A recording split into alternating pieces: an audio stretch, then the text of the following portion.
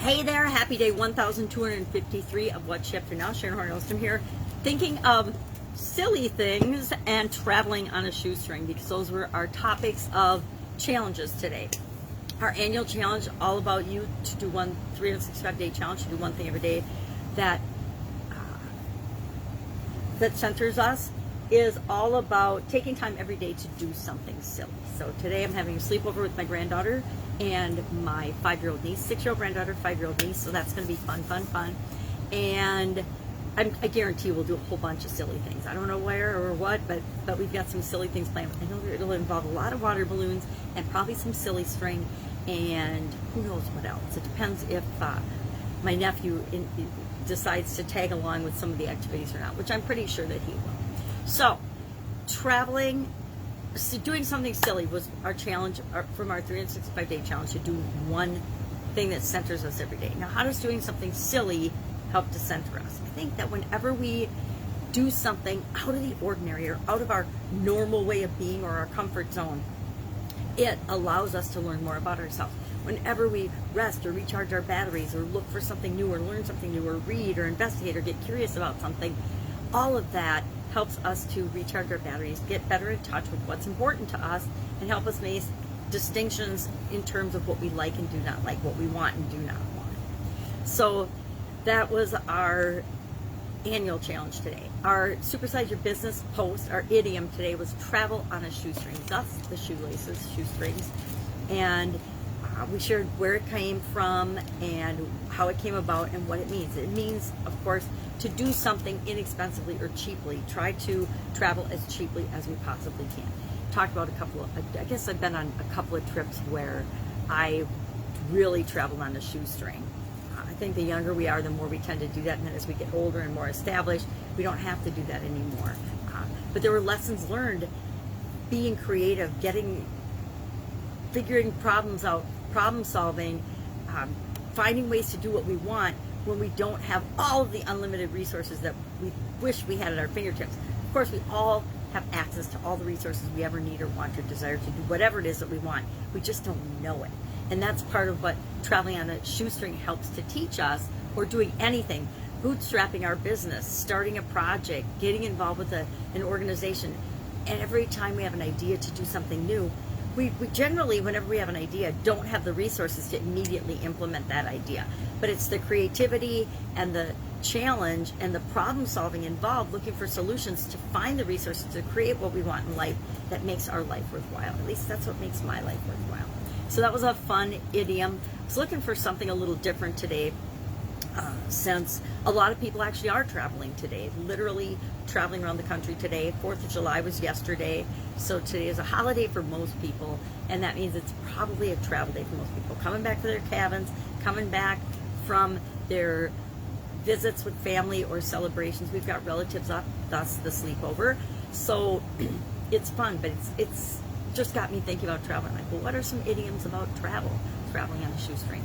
And I realized that, yeah, I've done a little of that, but not very much. It might be kind of fun to challenge myself. And I have made some trips where I traveled on a shoestring just for the fun of it, but I always had backup. And so I think that negates from the actual sense of urgency that comes with, hey, I don't have a credit card. I got $30 in my wallet. How am I going to do this thing? And I think it's fun sometimes to set challenges up for ourselves that stretch us in ways to improve our creativity and our problem solving. Remember Robert Allen? He was a real estate investor and trainer. I don't even know if he's still alive, probably. But he taught, and his stick was, give me $100, drop me off in any city in the country, and within 24 hours I will have bought, I can't remember what he said, but some piece of real estate. And he would have purchased real estate with $100 in his wallet and in 24 hours, and without knowing anyone, no place to stay, no nothing, without knowing anything. That was his way of telling people that what he taught about zero down, no owner financing was doable, and doable by anybody, and anybody who was even in a market that they weren't familiar with. And so he got really creative and really good at doing that. I think he did that in at least 20 some cities, where he was challenged by newspapers and things and they would literally drop him off in a city. He would buy, I think he said 1 to 3 pieces of real estate. I can't remember it now because it's been 20 years since I worked with Robert Allen or read and was in one of his early coaching programs, actually.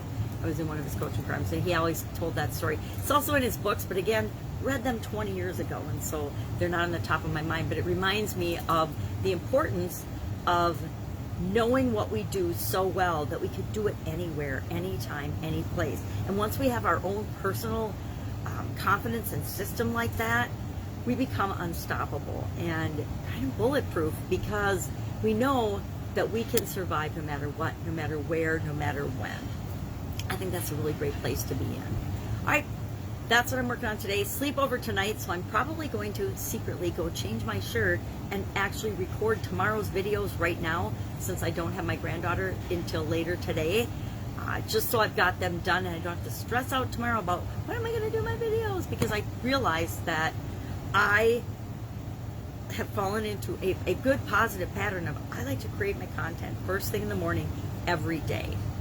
It's okay if I don't get to put it out in the world right away in the morning, but I like to create it before I start the rest of my day, before I get pulled away in a million different directions, because even though I try to control and focus, I still get pulled away in a lot of different directions, depending on what's going on in the world and in my family and in my businesses and in my life.